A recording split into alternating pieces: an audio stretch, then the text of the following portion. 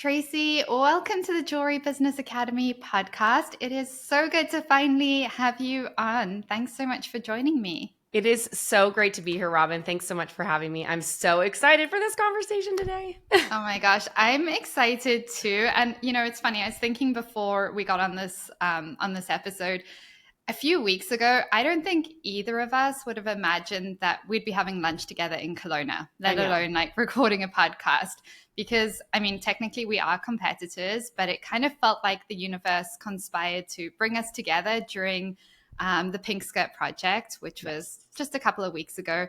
And it's funny because I still remember we're all in on this WhatsApp group. We're all chatting, connecting with everyone who's coming to this event. And I saw your name pop up and I was like, no, there's no way this is like the Tracy Matthews. And I was like, I saw your little picture. I was like, maybe it is. And so I was like, you know what? Like, can I just message you? And I was just like, I'm just going to message you, see if you want to like grab coffee or lunch. And not long after that, you sent me a little voice note. And a few days later, we were meeting in real life. And I think, I've thought about this a lot because what felt really special about this is we've both built communities for jewelry business owners. We've both been a part of other coaching spaces that support growth. But I've never had the opportunity to talk to another jewelry business coach so openly about the highs, the lows, the like navigating like our journey, which is different from other coaches. Like there's some It's true. similarities, but it's also like you never get like that level of insight and that level of openness either. So I thought that was really, really special. And I'm sure all our listeners already know who you are, but for anyone who's listening, who's like, who's Tracy Matthews? You obviously are incredibly well known. You've been in the jewelry business or the jewelry industry for many, many years. You were like one of the founding coaches in the industry as well. You've built communities, written books, worked with thousands of designers over the past decade. And so today I'm really excited for us to dive more into the mindset behind the decisions we make as entrepreneurs, because I think we've all been there. We've like doubled down Mhm. on something that no longer feels aligned, or we know we want to make a shift. And it's always our mindset, even when it comes to implementing new strategies or doing what we know we need to do to build that dream business or life we're wanting to do. But it's our mindset that I find that always is like the thing holding us back. It's not our competitors, it's not what everyone else is doing. It's Mhm. it's literally us and how we show up. So I kind of thought we could start there, Tracy, That sounds because great. you've been in the coaching space for now so many years. What do you think are like the most common ways that jewelry business owners abandon themselves or their vision when they are growing? Oh my gosh. Okay. There's so much to unpack here. But first of all, I want to thank you for having me on the show. We had so much fun connecting. And if you know anything about me, because now you know me, Robin, I'm Yeah. completely an open book and I actually overshare. So Mm. I'm just excited to be here. And thank you for such a beautiful introduction. Yeah, it's been a journey for the last 14 years coaching jewelry business owners, and then also for 30 years having my own jewelry company.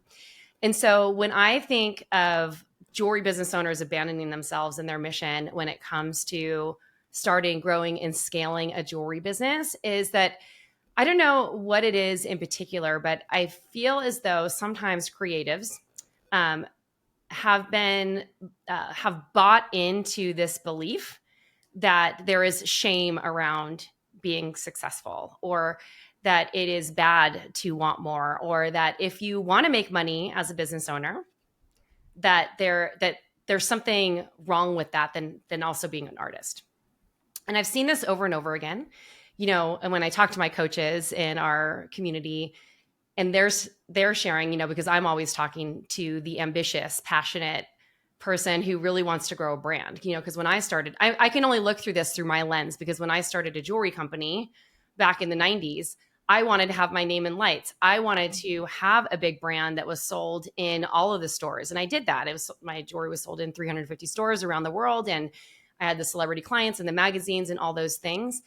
But what I realized is that at a certain point, just chasing the goal or just chasing the money felt a little bit empty, and it created extreme burnout for me. And so when I look back and think back to other designers who are abandoning what they want, I think that there's a couple of different reasons that people get off track or start to operate out of a lower vibe mindset or a disbelief that they can have what they really want is that, number one, our subconscious mind runs the show. And so if we aren't aware of what's happening to us on a regular basis and we can't identify what our limiting beliefs are and identify that those actually are limiting beliefs and that we have a choice in changing our story, that is really the first thing that everyone needs to look at.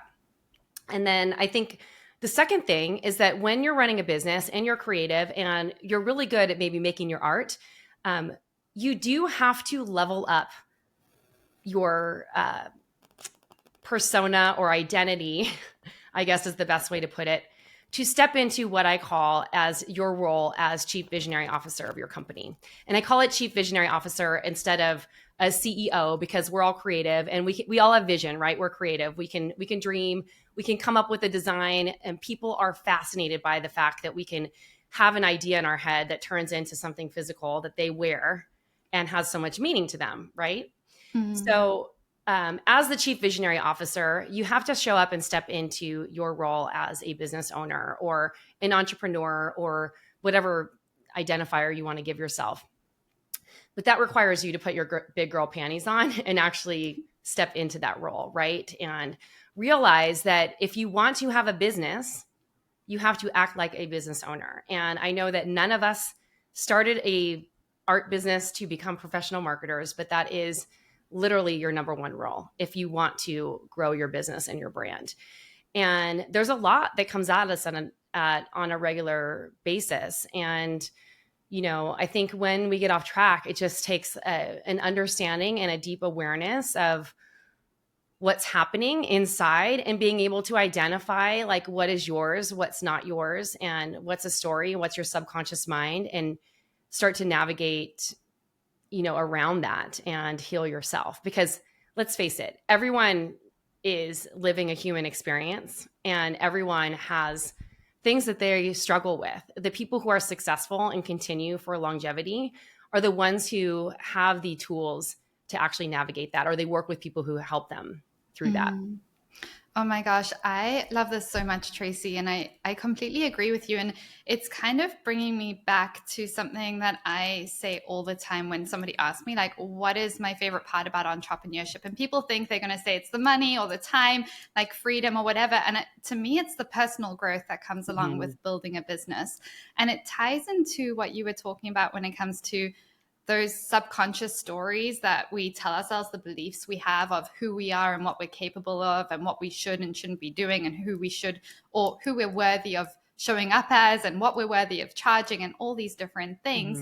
And there's nothing quite like building a jewelry business, I find, to really force you to grow because it's very different from any other product business. It is so different when an artist, we both work with a ton of artists, creatives, like they're gentle souls. They aren't necessarily like these salesy people. We have some, but a lot of them are gentle creatives. They pour a lot of heart and soul into their designs and then they put them out there into the world. And that is alone is just so vulnerable to put your art out there for people to like basically judge, criticize, but also buy and fall in love with. And at the same time, when we do that and we start putting ourselves out there and we put our story out there, we put our brand out there, it's very vulnerable. It's very scary. And so when a business owner is like, you know what, I have these dreams. I want to build a 7-figure jewelry business or multiple 6-figure jewelry business. And they get started and they realize like, oh, in order to do this, to make this happen, I have to do X, Y, Z. And I have to shift into that, as you said, I like the words, the Chief Visionary Officer. I have to step into that role. And that feels uncomfortable. One thing I've spoken to, I was actually having this conversation with someone last week who said that they sometimes feel like when they step into that role, they are being a sellout. They had somebody tell them like, oh, I see you're basically a circus actor now jumping through hoops to be who you think you need to do to sell your art. And I thought that was quite interesting because Block when them right you, away. yeah, when you're an artist and you're already doing the uncomfortable work and you have somebody being like, oh, you kind of seem like a circus actor Mm. jumping through hoops. Now you've kind of fallen into the system. It's so hard as an artist to feel okay going ahead with it. And what I think is sad is I think so many artists hear that, or they have somebody who hints at that, or they think that themselves. And so that's the reason they don't grow their business. Like, that's the reason they're like, I'm going to keep this small and comfortable. I think I'm worthy of building a $50,000 a year business or $150,000 a year business because that means I'm not a sellout. I get to do my art, I get to do it quietly.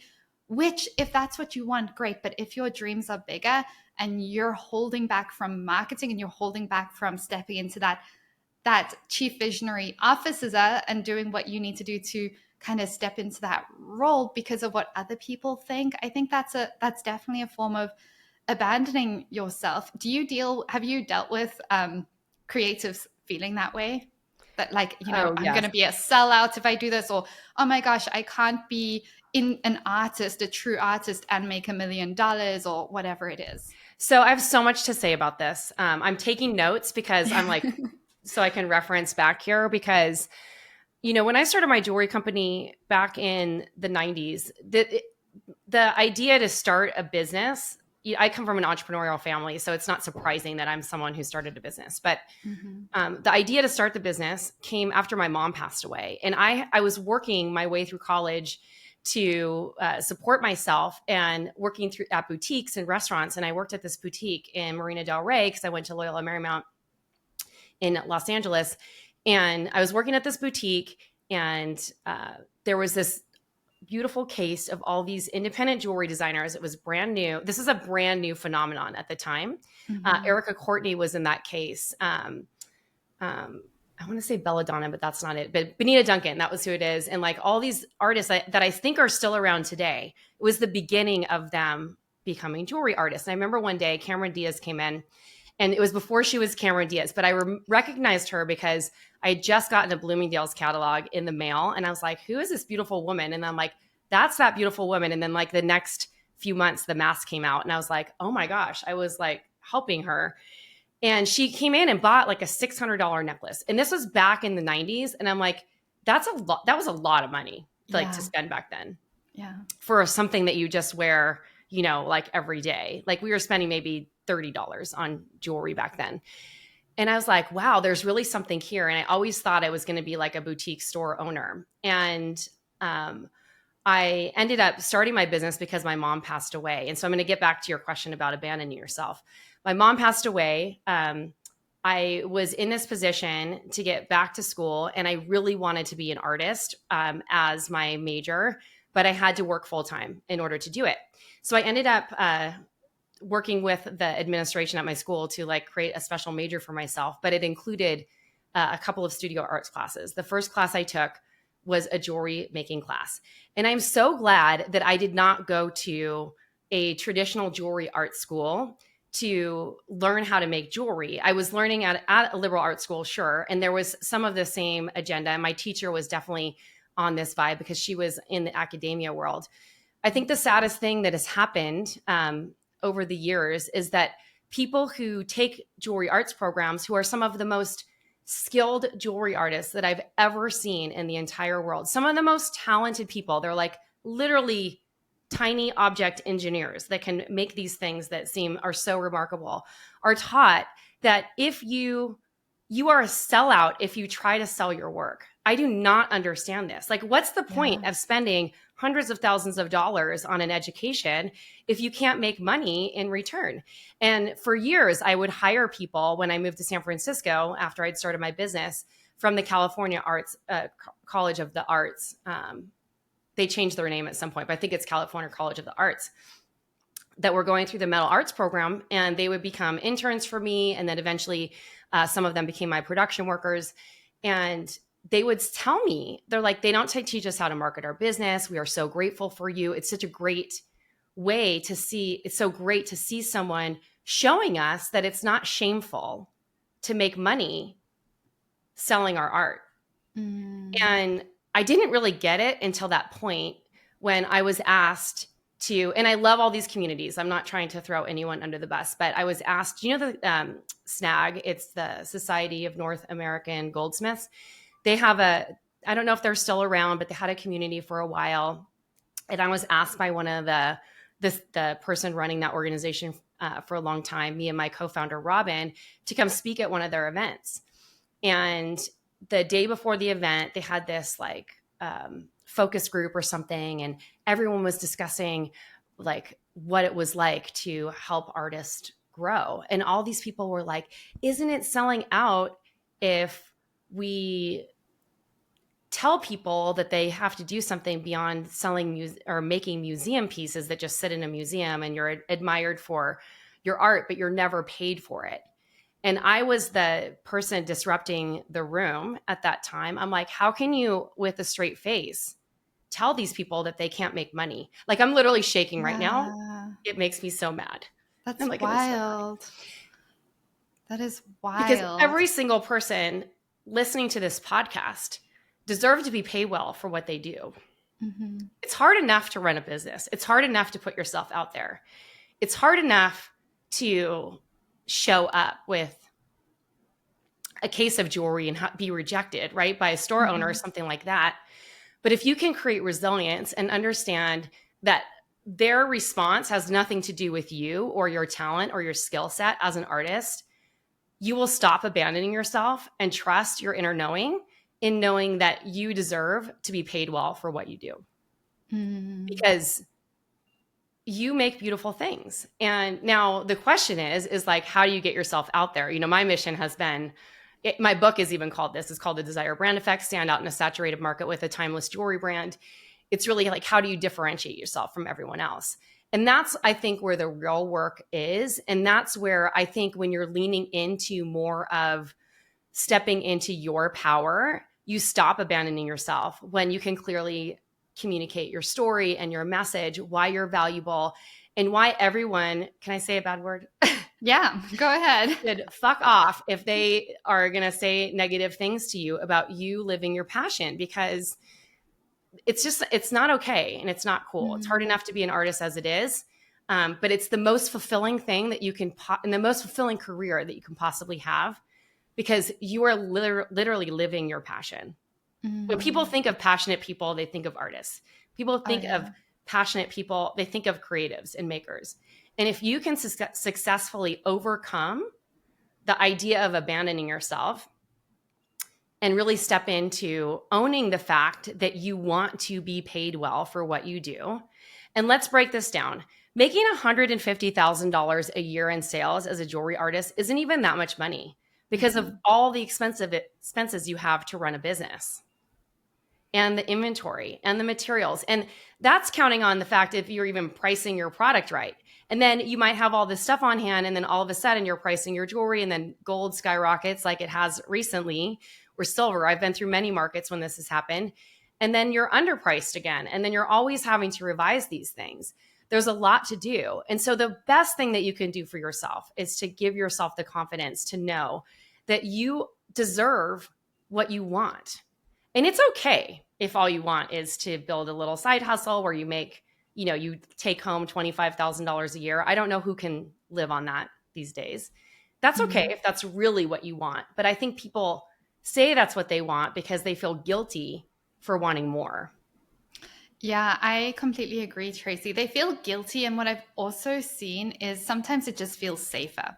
It's the same with people who call their jewelry business a hobby or something, because you can't fail when it's a hobby. You can't fail when you say, oh, I only ever wanted it to be small. It's very safe. It's not vulnerable at all. It's kind of like going out into the world and saying, oh, I don't know. I can't even think of an example right now, but when you tell people, oh, this is just my little hobby, or, oh yeah, I just do this on the side, or, oh yeah, I don't really want it to be big. Well, it's safe. You can't fail. You can't be judged. People can't really think it's cringy that you said, oh, I want to build $1 million company and I'm only at 50,000. Like, because you haven't put yourself out there. And so I think it's a combination. And I think for somebody listening who's like, okay, yeah, maybe I need to like make a shift here, because maybe I've been lying to myself. And I think this is where people get caught up, is they actually lie to themselves for so long that they believe that lie. And it can take a lot of going inward and getting clear on like, wait, like I've just got used to telling myself and telling everyone this story of, no, I just kind of want this little jewelry business. Like I love it. It's fun to run. I'm not in it for the money. Great. But like, as you said, life is expensive. Like for most families, you need double incomes coming in. Like life in Canada, North America, it is increasing day by day. You have to even live in Arizona, which used to be a more affordable place to live. Yeah, I feel like you need to minimum be making minimum 100,000 per person coming in. But again, it depends how people live their lives and what values you have. But wanting to build a jewelry business that makes money, that makes a profit, that, hey, if you know that you end up being sick for 6 months and you can't show up, your business is still generating money to support you, support your family. Like that to me is just responsible. That's not like that at the bare minimum is just being responsible. So for anyone who's been telling themselves that story for so long that, no, this is what I want, it can be really hard to take a step back and look within ourselves and be like, wait, is this what I still want? Or maybe it was what I wanted for years and maybe it's changed. Maybe I'm like, no, you know what? I'm ready to step into that next version of myself. I'm ready to see how far we can grow this. I'm ready to expand. But it can be so challenging. And it's actually funny because I'm thinking back to our last retreat, which was a couple of months ago. And we did a lot of this work where it's like, well, what are we really building here? And what are our fears around this? And you know what's so interesting? The fears that I've seen most jewelry business owners have around actually going and building this successful business they have is around what other people are going to think about, what their high school friends from 20 years ago are going to think, about what their family or extended family are going to think. It's all about what these other people think. And I think it's really sad because are we judging other people? Like I see somebody starting something and I'm like, wow, good for them, because I know how hard that is. I know how vulnerable that is. And I would never judge a new business owner for doing cringy things or starting to play around on reels. And I don't know, it's awkward when you first start showing up. It's so interesting because why are they always thinking that they're going to say something negative? What if they're like, oh my gosh, this is great. Yeah. Now I have a family member. Sorry, I didn't mean to interrupt you, but I just wanted to interject here. I have a family member who criticizes me all the time about my Instagram, but I know the reason why she criticizes me. It's because she's envious that I've built something and she hasn't. And so when you can understand the motivation behind the criticism, it's typically because you're doing, like, who has time to criticize someone else for doing what they're doing? And if you are a real ninja when it comes to personal development work, you know that whenever you're triggered by someone else, that trigger is an expansion moment for you, because the trigger is here to designed to show you where you are, like we said earlier, abandoning yourself or not stepping into what it is that you really want to do. Because if anyone really has time to be like on Instagram judging other people for the content that they're putting out, then they are not doing anything productive anyway. Like I barely even have time to get on Instagram, and I run my business like I know on Instagram. You know, it's like those types of people, their opinion should not matter to you. The opinions of people that should matter to you are the younger people in your life they're seeing you as a mentor or as a positive impact. Your children, your people of a different generation, or people in your community who are like, oh my gosh, look at this beautiful work. The people who admire what you do. Don't take someone else's opinion who hasn't walked in the same shoes that you have. 100%.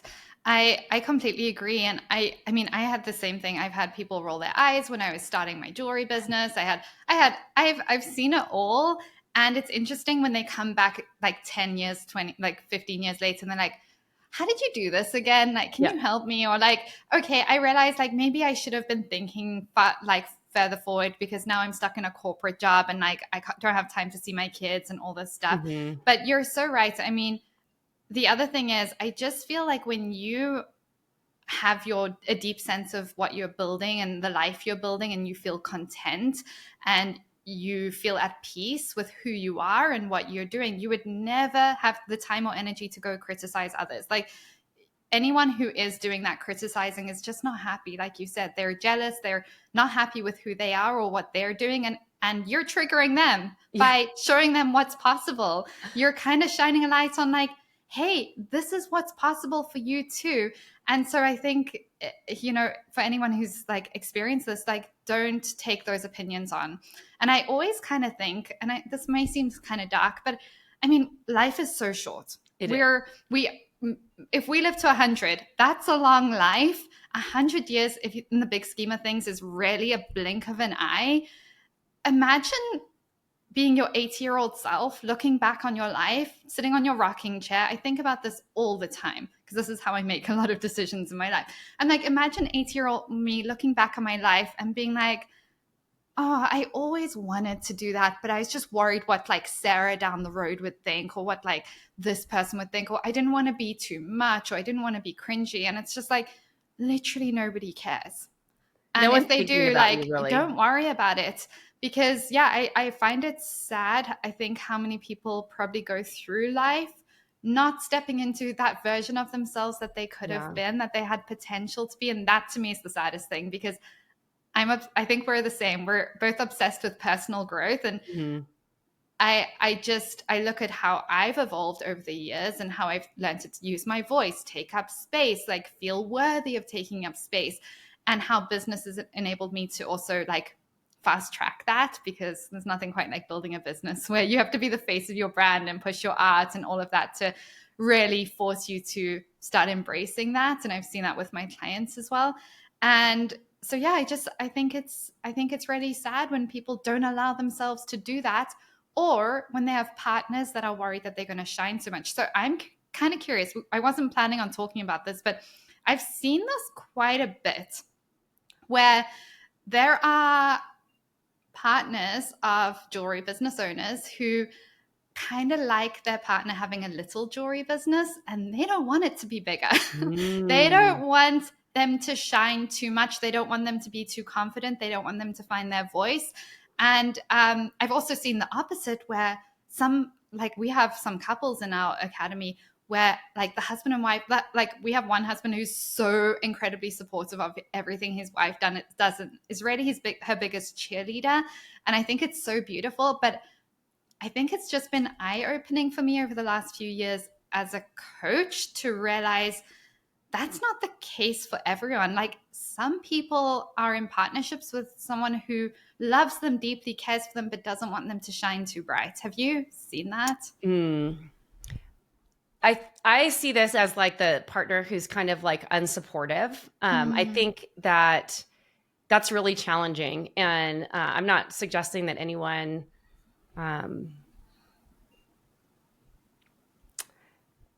reevaluate their relationship, but I would take a look at why someone doesn't want you to step into your full potential. And maybe that's something as a couple that you could work through to try and understand what the real underlying thing there is. So the thing that I see more is couples who maybe like one of the people is a little bit disempowered and they feel like they need the approval of the other person to do the thing that they're passionate about. To me, my partner and I are starting actually a podcast called I Love You, Why Do You Trigger Me So Much? And we're going to dig into some of these things. I love it. About like what, like, because if someone is like, and I use the word trigger, but they're like, if someone's not fully supporting you in who you are, then there's something that needs to be cleared in understanding why.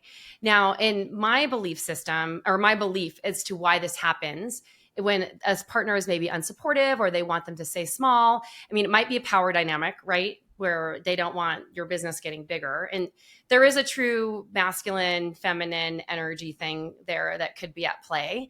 The other thing is that a lot of people, we talked about the subconscious mind earlier, right? A lot of people have programming from childhood that it's safer to work a 9-to-5 job or have something that's secure, which we know is not necessarily a secure path, because if you're 50 something like I am and you get laid off from your job, you're basically aged out of your career and now you don't have a backup plan. If you're an entrepreneur, you can do anything at any age.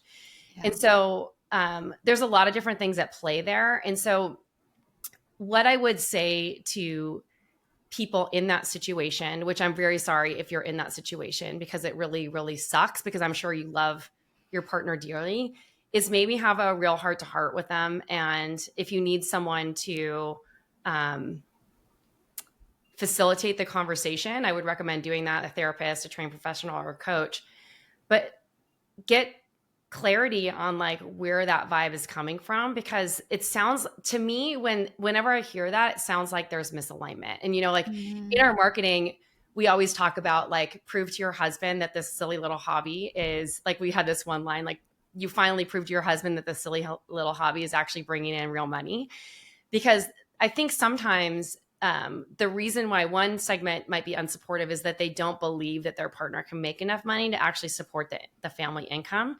Yeah. We've worked with so many people who their jewelry business is actually floating their entire family. And Oh, yeah. because their partner got laid off or whatever, and their partner is really glad that they invested time, money, energy into making that investment in themselves and learning the skills that they needed to learn through programs like yours or mine that actually teach them business skills so that they can have a successful, thriving program.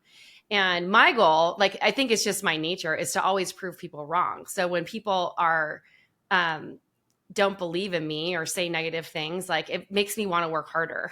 Yeah. Makes me want to like prove that, like, look, you're underestimating me, like what I can do, kind of thing. So it's a really tough situation to be in, and I understand what that's like on a certain extent. I mean, I was married when I was younger, and when I started my business full time, I married my college sweetheart, and we were married for about 4 years until we split up. But in the beginning stages, we were young, we were in our 20s, and I was trying to start a business, and he was starting a career. And I quit my job at Nordstrom, where I was working full time and making pretty good money at the time, to start this jewelry business. And I was so afraid to put myself out there. And my job was sales at this other job. So it's not like I didn't know how to sell. It was just that selling my thing felt like it was, So if I got different. rejected, I was getting, a part of me was getting rejected. And so one of the things that I had to do was really build a resilience muscle, because one day my ex-husband, Mike, came to me and said, if you don't figure this out soon, we are like running out of runway, like, you're going to have to go back to Nordstrom. And I was like, I don't want to do that at all. That's not my career path anymore. It's this. Mm-hmm. So once again, I like to be motivated by people who are underestimating me. So within 6 months, I went from having like a couple $1,000s in sales, like the first 6 months of the year. I ended that first year with $50,000 in revenue in 1998, which is not bad, Amazing. I would say. And then the following year I did 150. But I look back to that time, like, what did I do? I just kept going. And someone told me at one point, and this was a couple years later, after I got divorced, but they're like, he was sharing a story about his dad, who was a door-to-door salesman. And every time he would get a rejection, he would celebrate, because he had calculated that 10 no's meant, or that 9 no's meant that he was going to get 1 yes. Mm-hmm. And so it was just math at that point. And so if you can look at your sales process and your putting yourself out there process, number one, being detached from the outcome, because someone rejecting your jewelry or saying no, or saying it's not right now, or whatever it is that you're creating meaning around people not buying your jewelry because you're of the expectation you have. If you can change that to just saying like, oh, they're not the right customer, they're not for me, or whatever it might be, and you create a level of detachment from the outcome, like, you are going to be able to put yourself out there so much more. Oh, yeah. Yeah. And the second thing is create structure around your time. One of the things that really helps you get over the anxiety of rejection is action. So what can you do to, for instance, I was dealing with a situation this morning. I'm like, I need to generate some cash flow for something that I'm doing, and ad spend, like, my head's going, I'm like, okay, well, how am I going to come up with this? I start leaning into the anxiety and feeling stressed, and like, everyone goes down their own internal spiral. So what did I woke up, I got a good night's sleep. I woke up this morning and I was like, what can I do? What can I do? Mm-hmm. I'm like, okay, made a list. reached out to 10 people this morning. I'm like, come do this thing. And here we are. Sales are coming in. Like there's always something that you can do. And I say that because I think a lot of times we convolute the feelings that we have or the anxiety that we have, the fear of rejection that we have with being who we are. And that's not you. That's just an emotion and a feeling. And you can move through anything by taking action. So when I look back at that time of not feeling supported by my husband, or him just actually, it wasn't necessarily that he wasn't supportive of me. It was more him being real with me. And that kind of made me feel not supported. I just started taking action. Like, and I would get rejected a lot. Like, and this was the time when you had to literally walk into a store with your jewelry case and them say no to you to your face. And oh man. But I just took everything. I said, can you just give me some feedback on why you said no? Sometimes it was because this was the only way to sell. Back in the 90s, you sold to stores or in person. That was it. She would say, oh, we have that look covered. Your collection's not fleshed out enough. It's not really something we would buy. Price point's not the right price point for my store. Doesn't mean it's too expensive, just not the right price point. We don't carry jewelry. Like there's so many things that would come up. And then she's like, you're welcome to bring it. Like, and a lot of times they'd be like, if we don't have that look covered anymore, or your collection's more fleshed out, come back in and show me again. And eventually sometimes those stores would buy down the road. And so my co-founder of Flourish and Thrive used to say this all the time. A no is not a no forever. A no sometimes is just a no for now. And there's so many reasons why someone says no. Yeah. So many. It's so funny. I actually get my clients at the beginning of the year when they come in, I'm like, get a sticky pad, write no on 150 of those little, that's a good one. Little things, put them on a wall, and your goal, it depends what their goals are for wholesale or whatever, for the year is to collect 150 no's. Like it's reframing those no's as like, so good. This is the goal. Like you're in business, you're going to get more no's than yeses. Like every business owner gets more no's than yeses. That is business. But I think when you come from the corporate world or whatever, you come into business and you're like, a no feels like the worst thing ever, and it feels heavy and it feels personal and it feels like a sign from the universe that I'm not on the right path. Mm-hmm. And that's again where it's so important for us. I'm all for listening to your feelings and stuff, but sometimes we have to be like, those feelings are valid. Those feelings are maybe true, but we don't have to like take action on them. When we get rejected from a store, we don't have to believe that story we're telling ourselves of, this is a sign that I'm not good enough. I'm not on the right path. I need to quit. I need to bail while things are good. It's just a sign like, oh my gosh, like you said, let's ask them why. Let's find out what's going on here. Let's tweak our pricing. Let's go back. Because I say the same. It's like, we just keep going because a no is just a not yet. A no is just a maybe down the line. And the other thing is people can feel your conviction. So if you get no's, but you keep going back, you can bet they're going to be like, wait a minute, I must have missed something here, because there's no way this person would keep coming back if they didn't think that I was missing something and this could be a really good fit potentially. And so people can sense that conviction, and you build conviction by showing up consistently, getting rejected, and then also stacking evidence that, no, we are on the right path because we're getting yeses here. We're getting validation here. We're getting proof of sales in this way. Mm-hmm. And so I think it all really ties in. But I think I want to go back to what you said earlier around structuring your time. Yes. This is so big. This is like, oh my gosh, it's funny because when you're sharing your story of like the first few months, like just struggling a bit sales-wise, I resonated so much with that because that was my journey when I started my jewelry business. And I remember having a conversation with a family member who was like, I'd left a really good corporate job to just go full-time into my jewelry business because I was like, this is going to kill me. Like when I look at people 30 years ahead of me in the corporate world, I was like, no. Like I can't do it. I counted the vacation days till I died. I was like, I'm out. So I was like, I started building this business. And what happened was I went from a real structure in the corporate world to like suddenly full-time entrepreneur. And I was like, what the heck am I Yep. supposed to do?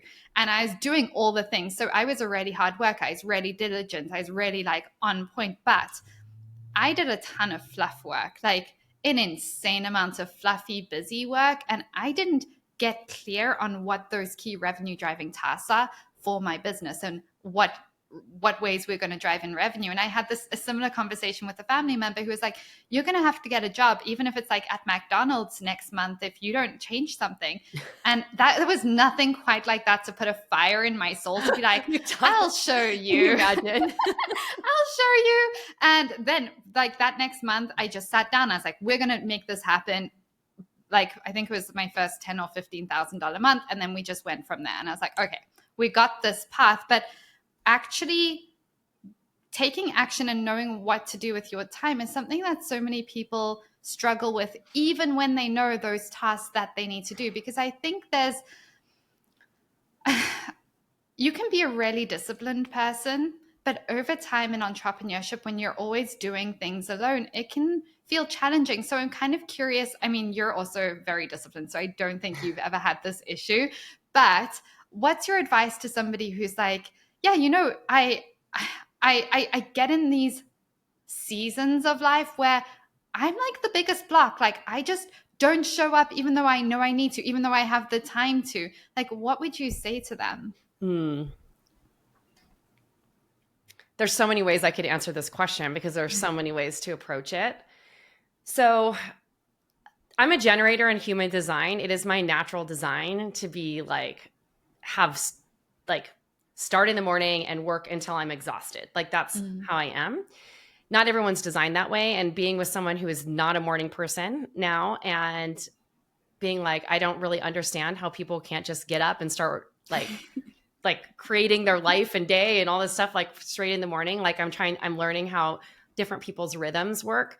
And so we've taught time blocking, structure, revenue generating activities, and like how to incorporate those in for the last like 15 years at Flourish and Thrive Academy. But what I would say first is understand and know when your natural rhythms are of when you're most productive. And then make a commitment to yourself that you're just going to show up.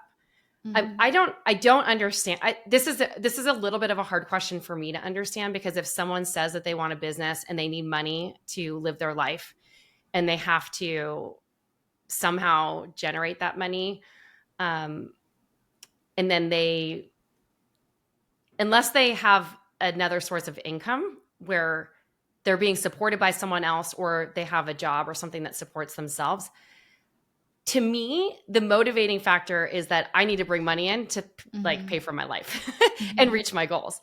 So if that's not your motivating factor, the best thing that I can say is to get into a habit of structuring your weeks and then structuring each day of the week based on what you need to get done that day, on a themed path, focusing on the majority of your time, your most focused hours on revenue generating activities. And I say that because like we're creative, we can probably make jewelry, right? Like the back of our hands. We don't need necessarily the best time of the day where our brains are sharp to do that work. And my preference is always to do the hard stuff first, because then you get it out of the way and you're not avoiding it. And then if you're still having a hard time showing up for yourself and your business, because I really think like starting a business is showing up for yourself. Yeah. And we're going back to this question of abandoning yourself, like to get to the underlying reason of why you're abandoning this thing that you say you want to do. And there's a lot of questions you can ask yourself to really get clear on that. Like maybe the clarity is this really something that I want to do? Or are you lying to yourself? Like Robin says, like, is this, are you just saying that you don't because it's an easier out, or is there something else? And it's okay if growing the business is not what you want to do, but you are going to have to overcome yourself, which is the biggest hurdle, if you want to have the business that you say you want to have. And it's hard. Like, I get it. Like, I'm all for it. Like, and every business has seasons. Like, I've been through freaking rocking season for the past couple of years. If you followed my journey, you probably have heard me talking about it. But changing and stepping into your next level is very hard, and it's very messy, and it's very complicated. And sometimes it might even feel a little bit tumultuous, right? Like there's a lot of ups and downs and uncertainty. But it is part of the game, and businesses do really well for a while, and they have seasons where they're restructuring and then they move into another season, or founders do. And so just get the clarity of go back to yourself. Like what do you really want? And if you say that you want the business you say you want to have, get clear on what it takes to build that kind of business, and then show up for yourself. Yeah, I completely agree. I think that's where I always say the biggest block that I see for most business owners is getting out their own way. Yeah. And actually being the person that they say they are and showing up for the things that they say they're going to show up for. And what I love about that is it's all in our control. We can make that decision to be oh, you know what? Yeah, I'm going to start showing up for myself. I'm going to be the person I said I was going to be. I'm going to show up for my day and my business, and in that way, even if it's uncomfortable, even if some days I'm not feeling like it, I can see where I want to be, that version of me, the version of my business. And even if it takes maybe a little longer than I planned, I want to get there and I want to be on that path. And I'm just going to take messy action. And maybe some days I fall off track, and that's okay. We don't have to throw in the towel. But yeah, it just takes consistently breaking things down, looking at what are those little things I committed to doing, checking them off the list, and getting it done over time, because then you build those habits, you build those systems, and it actually becomes easy. For anyone who's listening, who's maybe in a season where it feels hard, it actually becomes easy the more you can start trusting yourself to show up for things that you commit to. But it just structure is the best thing. 100%. Structure is the way that you are going to be your most creative self. I remember, so I didn't mean to interrupt you. Were you still talking? It's all good. Okay. Sorry about that. Sometimes I just pop in and start talking. Anyway, structure is the best thing for creatives for sure. And when in the early days of Flourish and Thrive Academy, Robin and I used to do, my co-founder's name is Robin too, Robin Kramer. And we used to do these things called 90-minute power sessions. And we got on a call with someone once who asked for a session for us, and she wanted help growing her business.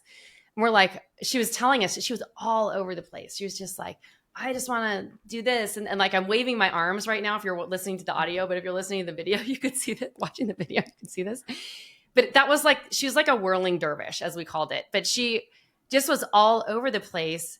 And we're you need structure. You need structure in your day. You need structure in your time. She's that's not why I'm an artist. I'm well, great. Then just be an artist and don't ever plan on making money, because the business runs on hours. Stores are open at a certain time. Once again, this was back in the day when most people were selling to retail stores, and online selling was was a thing. But it was more in the early days of it. You have to structure your time around when business happens for business activities. Now, it's fine if you want to work till 2 a.m. every day making your jewelry. No one's going to care about that. But if you want to build a business, you need the structure. You need to enforce the structure for yourself. And the easiest way to do that is with your calendar, right? And the activities that you're taking during that time. And just a simple hack. I really like having theme days, and I'll just give you some. I was just on a coaching call before this where I was telling someone who is in the same position. She just quit her corporate job, and I'm helping her in another program that I'm running called The Art of Reinvention. And I said, here's my schedule, borrow it if you want, because everyone needs open and free times. But there's many other paths to this. Mondays and Fridays are open. Mondays are the days that I plan my week. I do the hard analytical work. These are the days that I'm figuring out marketing plans and what I'm doing and doing the thing. Tuesdays are meetings days. These are things where I have to do important strategic work, plan out marketing strategy, think through things, get on the phone with people on my team or other people who are supporting me. Wednesdays, right now it's a delivery day for me because I'm running a program, but Wednesdays are my creative day. That's the day when I do my most strategic thinking and the work that is actually going to grow my business. Thursdays, that's when I jump on calls. We're on a Thursday right now. Is this where we're recording it? So those are my coaching calls. Those are my my podcast interviews, like anything where I would be talking to someone who's outside of my organization and not actually helping me build the company. Fridays are days that I do stuff for me, or I'm dealing with money, finances, or other types of creative tie-up work that I'm doing. Now, that might not make sense for a jewelry company, but you can structure your week similarly to that. I would spend have your days where you're actually making the product, have your days where you're doing the sales work, which I think should be at least half a day, 2 times a week. And then have your days, your times for meetings, and have your days for administrative work. And there's so many different ways that you can, eat an elephant, but it's all one bite at a time, right? So figure out what works for you. I'm sure Robin has some amazing ways that she teaches you all to structure your time that works really great. We also have that in our community. But the most important thing is that you stick to a schedule, because that schedule is going to be the thing that literally helps you scale and grow. And it's going to help you move so much faster. Most people think it will confine them, but it's actually going to help you like blow up in the good way, in the best way possible. 100%. It's so interesting. Like, we bring in a lot of like very like artists, creatives, like a lot of, we have also got jewelry business owners who are from the corporate world. They're very like analytical and stuff, but we also have the artists who just feel like structure is going to box them in. And it's so fascinating to see. We have our 90-day blueprint, which is also, like you said, theme days, where it's like Mondays, here's the task you're doing, Tuesdays. And it's like, this is what you need to follow. You implement this you put this into your calendar. Yeah, maybe you switch the days around based on your particular schedule or whatever. But it's a system that allows you to free up so much headspace, because now you don't have to worry about revenue driving tasks being done. They're scheduled in your calendar. Yep. You just have to show up, and you have this blank space for creativity. You have this space for making. It actually opens up so much headspace, so much energy. And I've had like so many clients be like, oh my gosh, like I actually feel more creative, and I was worried I was going to be boxed in. And it's a big misconception. Like, structure gives you so much freedom. There's nothing worse than having no structure and thinking I'll go with the flow. And I'm a very go with the flow person. Doesn't work in business so much. When you go with the flow, you have so much weight on your shoulders, so much weight. And you're like, I need to remember to do this and not forget that. And when am I going to do that? And then you're also checking in each day to be like, do I really feel like doing this? And you kind of sometimes just got to do stuff that you don't always feel like doing, and it gets easier. But I love that. So Tracy, you've been in the industry for like such a long time. What is the legacy that you want to leave behind? That creatives rule the world. Yeah. It's I love it. My podcast and all of it. Oh my gosh. I love it. This has been so much fun, Tracy. Thank you so much for joining. And I know probably everyone already knows who you are, but in case they don't, where can our listeners find you? How can they support you?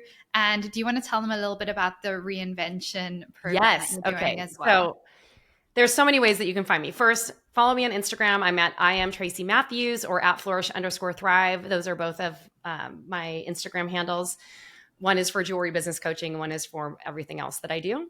I have a great podcast called Creatives Rule the World, previously rebranded from Thrive by Design. We have a lot of over 500 and something jewelry business episodes that have been recorded over the years. And I continue to do jewelry business content, but also under the guise of other creative speakers. So you're going to get so much value from the interviews and everything I do over there. I wrote a book called The Desired Brand Effect. I think everyone should pick up a copy if you're listening to this podcast, because it is as people have called it, the jewelry business owner's Bible. It is my system for helping you stand out in a saturated market with a timeless jewelry brand. You can buy it on Amazon or wherever books are sold online. There's also an Audible version if you're an audio listener like I am. And I'm also in the process. There's a lot going on with all of my businesses. Obviously, for jewelry business coaching at Flourish and Thrive, we have a community, programs and all of that are run by my head coaches, Dawn and Chelsea. And if you want to learn more about what's happening with me, I've been running a program called The Art of Reinvention, where I'm helping people reinvent their businesses, evolve their brands, and step into their next level of what they're doing. And this is the one container where you can work directly with me in a group setting. And it's been so fun. It has been something that I've been really passionate about for a very long time, because I truly believe that reinvention is the best way to stay relevant in your industry and also create ongoing profitability for your brand. Because inevitably, when you're in business for a while, if you're doing the same thing for a long time, unfortunately, we tend to get a little bit bored as creatives, and it's very important to get back into alignment with your business, whether it's that you're evolving your brand or clearing the things that are no longer serving you. So I'm supporting business owners in doing that as well. So thank you so much Amazing. for having me here. It's such a pleasure. Thank you so much, Tracy. And we'll drop all those links in the show notes so anyone listening can go follow along and connect. But yeah, this has been so much fun. Thank you So again great. so much, Tracy. Thank you.